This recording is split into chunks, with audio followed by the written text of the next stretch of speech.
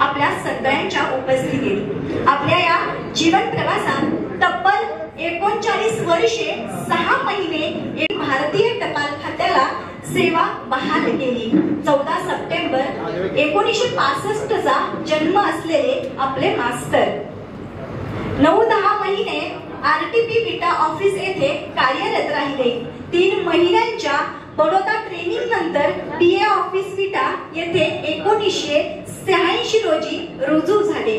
अनेक प्रशस्तीपत्र, सक्रिय सहभाग, हसत मुखतनी गोड स्वभावाने सगळ्यांना आपलंच केलं आपल्या या मास्तरांनी. आणि अशाच या मास्तरांचा हा गुणगौरव सोहळा आपल्या सगळ्यांच्या उपस्थितीत इतक्या छान आणि बहारदायक पद्धतीने पार पडतो आहे. खरंच फार कौतुकाची गोष्ट आहे. आपल्या सगळ्यांची उपस्थिती आणि आपल्या या मान्यवरांची उपस्थिती आपल्या या कार्यक्रमाला लाभलेली आहे.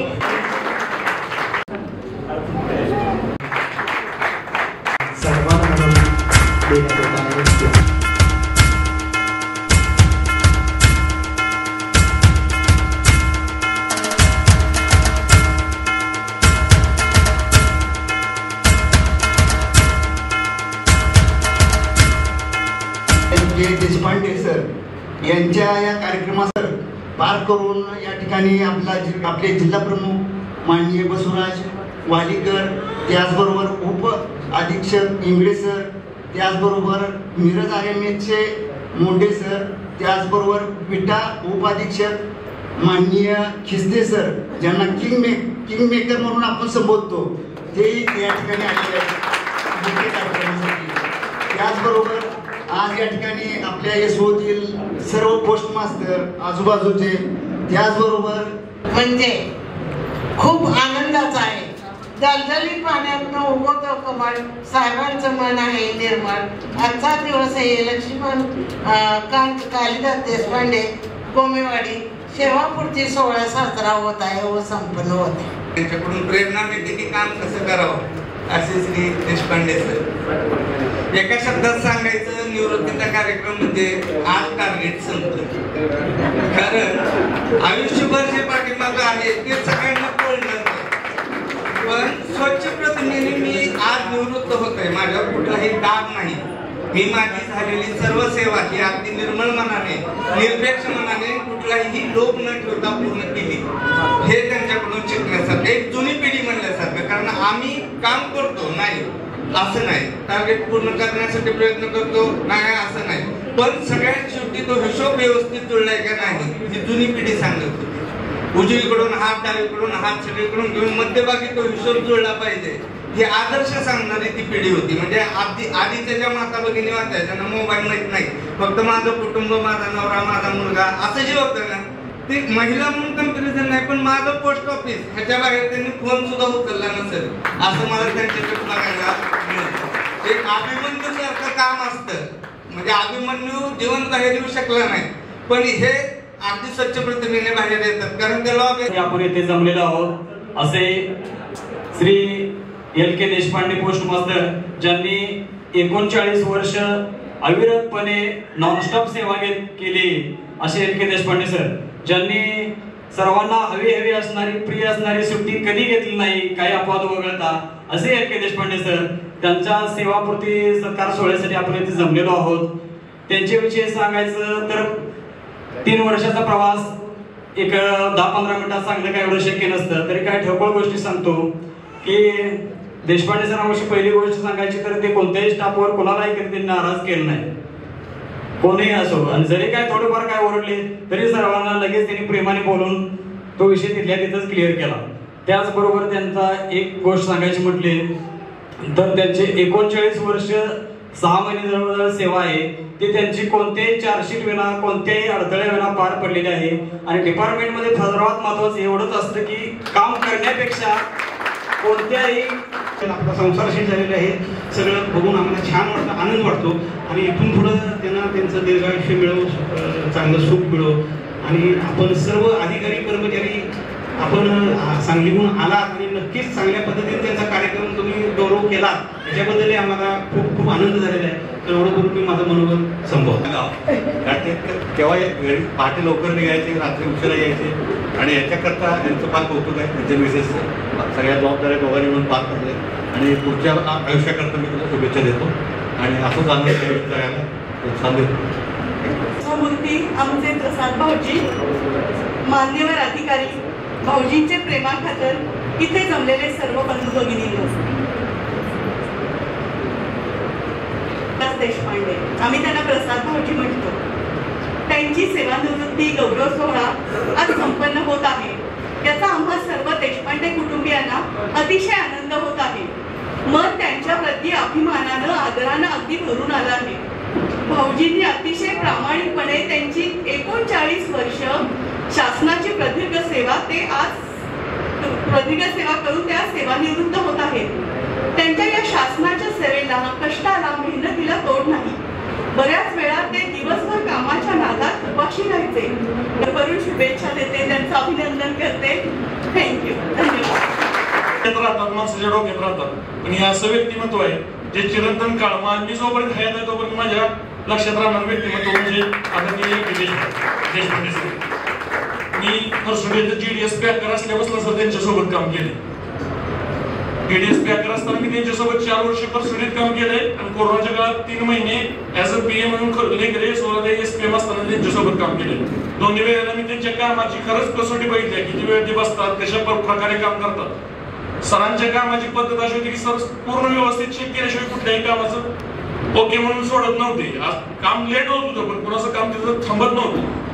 ज्या ज्या 16 त्यांनी काम केलं त्या सर्व विभागांना माहिती असेल की कामाचा करेक्टनेसपणा काय असतोय ते पूर्ण डिव्हिजन मध्ये शिकायचं तर आदरणीय श्री LK देशपांडे सर यांच्याकडे शिकायचं आहे. आणि सर मी तुम्हाला एवढीच ग्वाही देतो, मी तुमच्या तालमीत तयार झालोय. ऍज अ GDS म्हणून मी तुमच्या बरोबर काम केलं, PA म्हणून तुमच्या बरोबर काम केलं. जोपर्यंत मी पोस्ट खात्यात नोकरी करतोय तोपर्यंत तुम्हाला कुठं गालबोट लागून देणार नाही. तुमचं नाव, तुम्ही माझं गुरु आहे, पोस्ट खात्यात माझं गुरु आहे. तुम्हाला आठवतंय का नाही कोणास ठाऊक, बऱ्याच वेळेला सरांचा एकदा अपघात चालत असतं. 2-3 महिने पंढरपूरला होते, तर पंढरपूरला जाण्याचा सुद्धा योग आलता मला. पंढरपूरला सुद्धा मी त्यांच्या तिकडे जाऊन आलोय. म्हणजे सरांच्या बाबतीत आता खरंच मन भरून आलं असं माझं. एखादा कुटुंबात माझ्या वडिलांच्या ठिकाणी सध्या आता ते मला पोस्ट खात्याच्या बाबतीत विचार केला तर पोस्ट खात्याचा खरा मूळ गुरु माझा कोण असेल तर आदरणीय श्री LK देशपांडे सर आहेत. डेट स्टॅम्प मधलं स्टॅम्प बदलण्यापासून मला ज्या माणसाने सगळं शिकवलं ते माणूस आज सेवानिवृत्त होतोय. माझं मन भरून आलं. आज मला यायला थोडा वेळ झाला, त्याबद्दल मी दिलगिरी व्यक्त करतो. मला बऱ्याच कापसे सर, सुरवसे सर सगळ्यांचा फोन आलता. कामाच्या भागात काम टाकून यायचं नाही. सरांचं पहिलं कुटुंब होतं पोस्ट आणि दुसरं कुटुंब होतं घर. त्याला मला नाही वाटत ऑल इंडियात कोणी एवढा वेळ श्री वाणीकर सर, उपप्रवर्गाधीक्षक Shri Ingale sir, railway mail सर्व्हिसचे अधीक्षक श्री मोंडे सर आणि LK सरांवर प्रेम करणारे उपस्थित सर्व मान्यवर, सगळ्यांनी एवढं सगळं सांगितलंय, काय सांगावं आता हे समजत नाही. एक गोष्ट सांगतो, हे अशा पिढीतले शेवटचं व्यक्तिमत्व होतं की जे कम्प्युटरच्या बेरचा सुद्धा कॅल्क्युलेटरवर तपासत. आजही जर त्यांच्या ऑफिसला आपण गेलो तर कम्प्युटरचे रिपोर्ट एका साईडला आणि त्यांनी स्वतः तयार केलेले कागदावर हाताचे रिपोर्ट, ते पूर्ण त्यांचं समाधान होत नाही तोपर्यंत त्यांनी कधीही ऑफिस सोडलं. परवाचीच गोष्ट सांगतो, 8 दिवसापूर्वी मी येऊन गेलो होतो आणि माझा लॅपटॉपचा चार्जर ऑफिस मध्ये राहिला. बसवराज वाणीकर सर,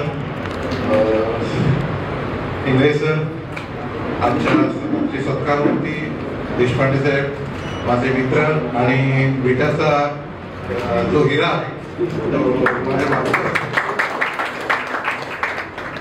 उपस्थित देशपांडे परिवार, माझे कर्मचारी बंधुभगिनींनो आणि देशपांडेंवर निर्व्याज प्रेम करणारी इतर जी आज मंडळी आहेत त्यांना नमस्कार. आजच्या सत्कारमूर्ती संदर्भात बोलायचं झालं तर बरंच काही आहे, कारण मी 22 पासून सांगलीमध्ये काम करतोय आणि साधारण 23-24च्या दरम्यान देशपांडेंना मी जवळून बघितलं, कारण त्यावेळी फक्त फोनवर बोलणं व्हायचं आणि थोडंफार असं वेगळं माहीत होतं, पण जेव्हा त्या व्यक्तीला समोर बघितलं त्यावेळी त्यांच्याबद्दलची जी मानसिकता होती ती संपूर्ण बदलून गेली. आणि तेव्हापासून मी ह्या व्यासपीठावर कबूल करतो की जेव्हा जेव्हा काही कर्मचारी आमच्या ऑफिसमध्ये काम करतात आणि हे नवीन नवीन डेव्हलपमेंट येत आहे हे आम्हाला समजत नाही, एकच उदाहरण निवेदनमध्ये देत असतो की देशपांडेंचं. कारण 59च्या आपल्या देशपांडे साहेबांचे भाऊ आहेत, त्यांना माहिती असेल की विनायकर ही कन्सेप्ट जेव्हा आली तेव्हा नवीन मुलांनाही चालवता येत नव्हते आणि ह्या व्यक्तीनं ती दिलेली सांभाळली. जी 86 मध्ये कॅल्क्युलेटरवर जे सुरू झालं होतं, मॅन्युअल रेकॉर्ड जे सुरू झालं होतं, तिथपासून एवढी डेव्हलपमेंट झाली ती सगळी ह्या व्यक्तीनं बघितली आणि त्यामध्ये ऍडजस्ट करणं हे ह्या वयात ते शक्य नव्हतं, पण त्यांनी ते सांभाळून घेतले. देशपांडे खरोखर त्याचा एक स्वभाव मला आवडला की व्यक्ती खूपच प्रामाणिक आणि डेव्होटेड आहे. लोक सांगायचे की 10 वाजेपर्यंत बसतात, पण असं कुठं वाटायचं नाही की देशपांडे जोपर्यंत ते ऑफिसमध्ये आहेत त्यामुळे आठवड्यामध्ये काळजी करायचं कारण नाही. कारण 24 मध्ये मी जेव्हा सांगलीमध्ये होतो त्यावेळी हा आठवडी भाग हा थोडासा लांब असल्यामुळं जर मध्ये येणं किंवा आठवडीमध्ये येणं शक्य नव्हतं, पण ह्या ऑफिसची जबाबदारी किंवा ह्या एरियाची जबाबदारी ह्या देशपांडेंवर असल्यामुळं काही काळजी करण्याचं कारण नव्हतं. इतकी ती प्रामाणिक व्यक्ती होती. त्यामुळे देशपांडे साहेब खरोखरच ह्या असल्या प्रामाणिकपणा सारख्या व्यक्ती सध्याच्या काळात मिळणं मुश्किल. उत्सवमूर्ती L K. Deshpande sir, BM division मिरजचे Monde sir, dynamic leader Chiste sir, सर्व देशपांडे कुटुंबीय, सर्व आप्तेष्ट नातेवाईक आणि देशपांडे सरांचा आणि त्याच्यानंतर हे एल.के. देशपांडे यांनी सगळं त्यांचं आयुष्य गोष्टासाठी समर्पित केलं. त्यांच्या पत्नीला वाटत असेल की माझी एक सवत आता कायमची बाजूला झाली. तर त्यांचा माझा परिचय 2010 पासून आहे. मी 2010 मध्ये जेव्हा गोव्यातून सांगलीला पहिल्यांदा आलो आणि त्यावेळेस सांगली सब डिव्हिजनचा चार्ज माझ्याकडे असताना ते बऱ्याचदा कॅम्पसाठी किंवा भेटीसाठी किंवा कार्यक्रमासाठी वगैरे सांगलीला यायचे.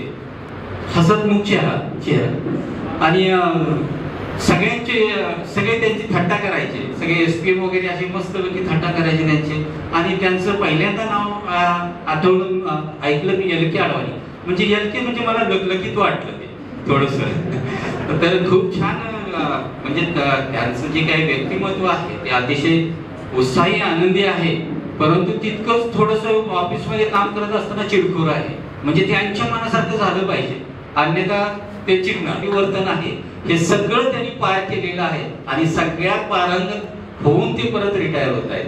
आणि खरोखर त्यांचा या सांगली जिल्ह्याला पूर्ण ओळख आहे त्यांची. एल.के. देशपांडे म्हटलं की अतिशय काटेकोर आणि प्रामाणिक आणि अतिशय मनासारखं होईपर्यंत काम करणारा आणि मन भरलं तरच मग ऑफिस सोडणारा अशी व्यक्ती म्हणून त्यांची सगळीकडे ओळख आहे.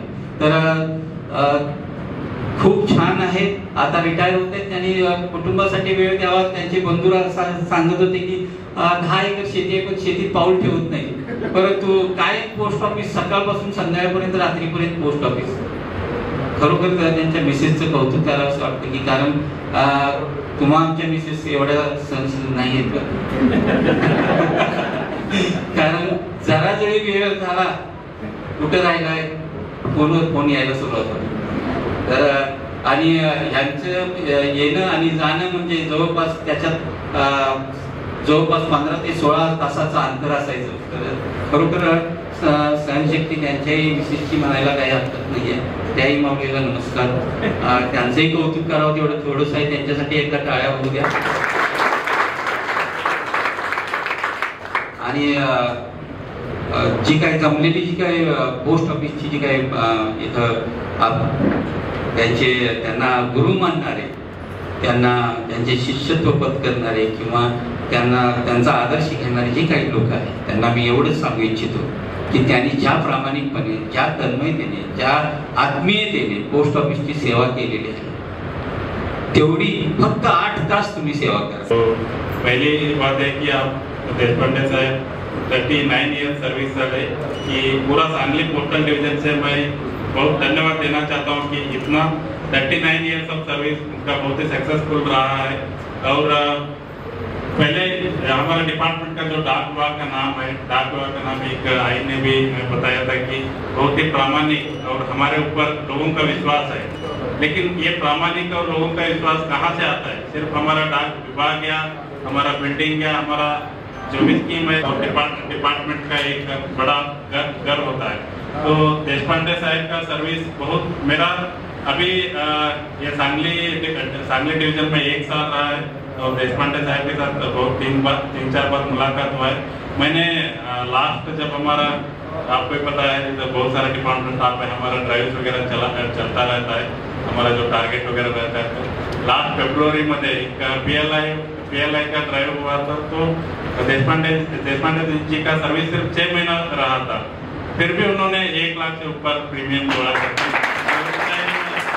सरप्राइज हो गया था। क्योंकि लोग अभी बोलते हैं कि जब हम ऐसे डिपार्टमेंट मीटिंग वगैरह लेते हैं तो आजकल कौन और यंग लोग बोलते हैं कि सर आजकल कौन लेता है, लेकिन देशपांडे जी ने ऐसा काम करके दिखाया। ये तो बहुत ही हमारे लिए भी प्रेरणादायक है। मैं पर्सनली उस टाइम खुद भी मोटिवेट हुआ था और आगे जब हमारा जो यंग अभी डिपार्टमेंट में हम लोग आए और इधर बहुत सारे यंग लीडर्स है, तो हमको प्रेरणा कहाँ से लेना है? तो ऐसे प्रामाणिक और हार्ड वर्किंग जो लोग हैं इनसे ही प्रेरणा लेके हमारा जो रिमेनिंग सर्विस है उसको आगे बढ़ाना है।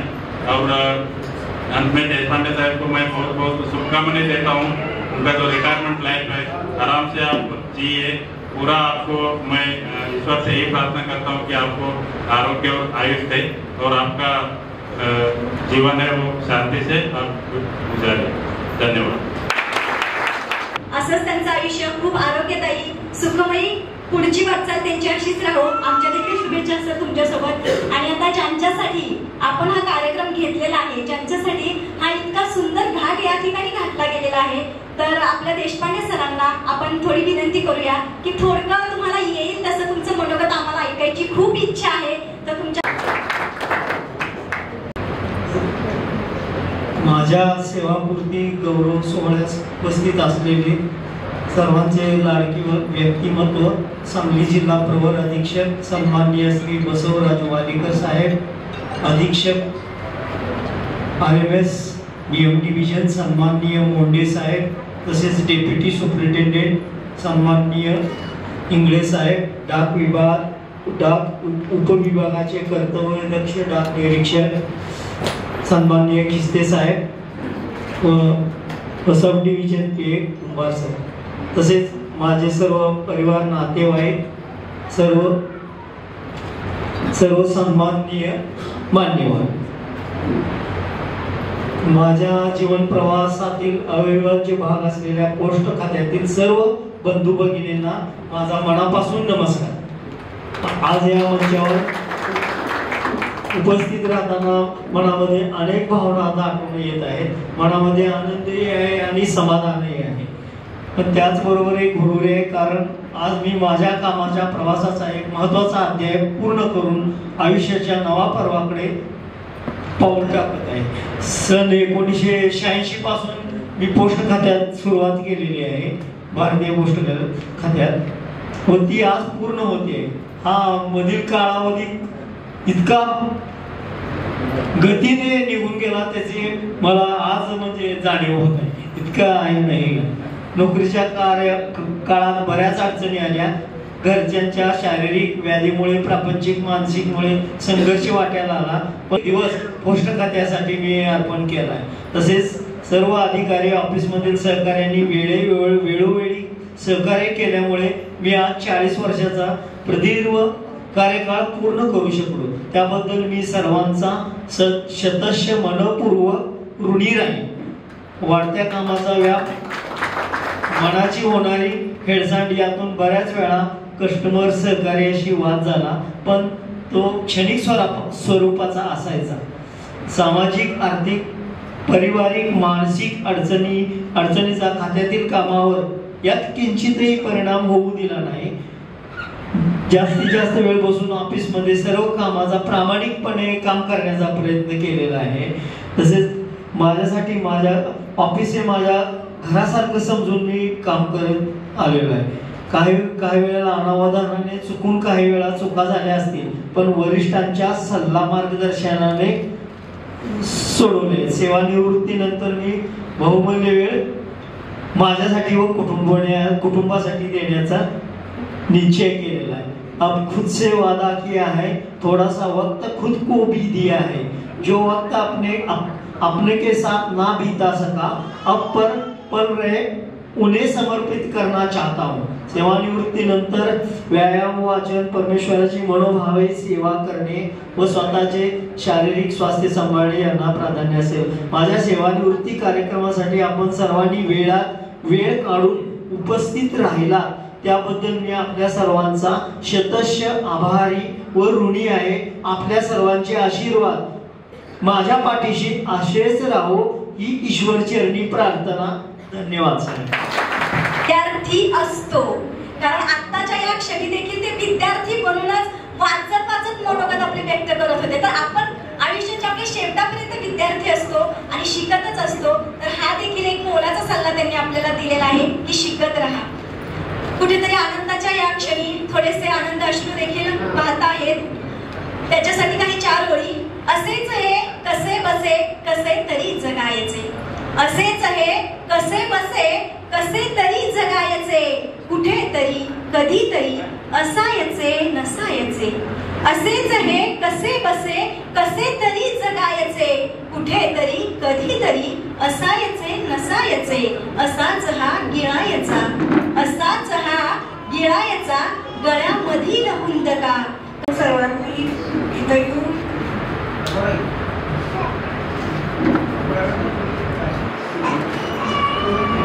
आपण सर्वांनी इथे येऊन कार्यक्रम आपण सहभागी झाल्यामुळे आमच्या कार्यक्रमाला शोभा आली. त्यामुळे सर्वांचे मी स्वागत करत आहे.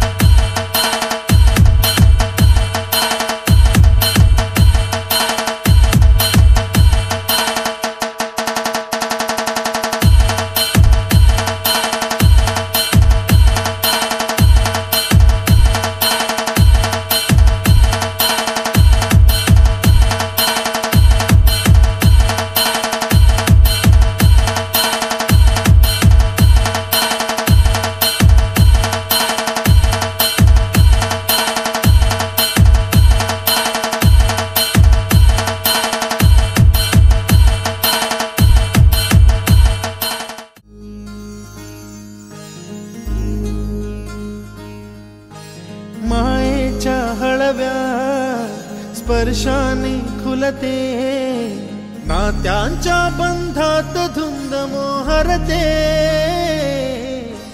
मायेच्या हळव्या स्पर्शाने खुलते, नात्यांच्या बंधात धुंद मोहरते. मन उधाण वाऱ्याचे गुज पावसाचे, का होते बेभान कसे गहिवरते. मन उधाण वाऱ्याचे गुज पावसाचे, का होते बेभान कसे गहिवरते. मन उधाण वाऱ्याचे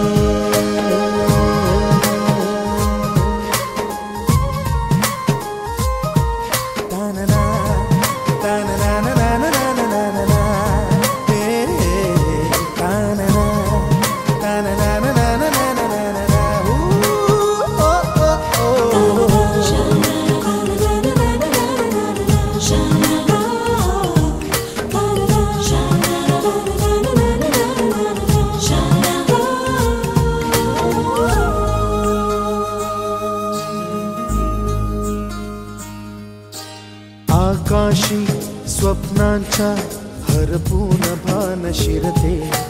हुरहुर त्या सांजेला कधी एकटेच झुलते, सावरते बावरते झडते, अडखळते का पडते, कधी आशेच्या हिंदोळ्यावर मन हे वेडे झुलते, मन तरंग होऊन पाण्यावरती फिरते, अनक्षणात फिरून आभाळाला भिडते, मन उधाण वाऱ्याचे गुज पावसाचे, का होते बेभान कसे गैवरते, मन उधाण वाऱ्याचे गुज पावसाचे, का होते बेभान कसे गैवरते.